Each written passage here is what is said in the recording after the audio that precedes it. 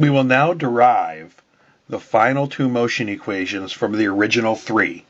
Remember, the original three were this: delta x equals v bar t. We'll call that equation 1, and this came out of the theory of average velocity and displacement.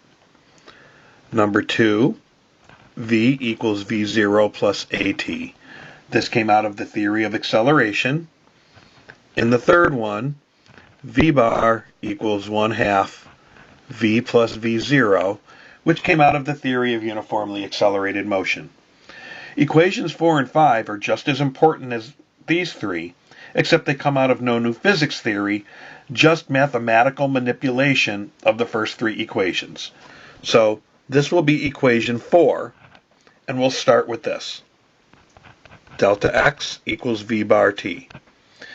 We will then substitute number 3 in for v bar. So delta x equals v plus v0 over 2, which is v bar, times t. And then we will solve number 2 for t and substitute in delta x, v plus v0 over 2, v minus v0 over a. And now what we'll do is shrink it down. So the denominator is simply 2a.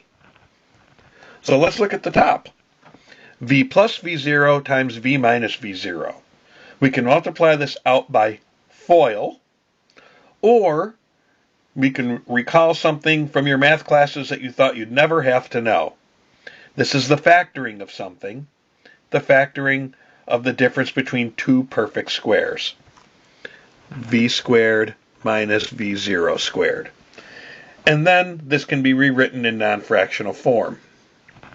V squared equals v0 squared plus 2a delta x. And this is equation number 4. Equation number 5 will start in a similar fashion. Delta x equals v bar t.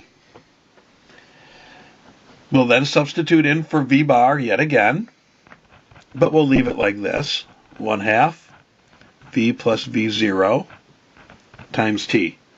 Now we can't substitute in for t again, or we end up in the same situation. So what we will do is take number 2 and substitute directly in for v.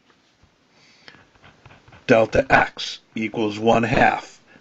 If you substitute in for v, you get v0 plus at, and you still have a v0 in here, and there's still a t. So let's shrink it down.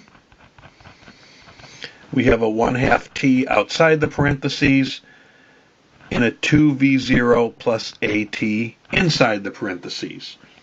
So now we can distribute the 1/2 t, and we end up with this: delta x equals v0t plus 1/2 at squared.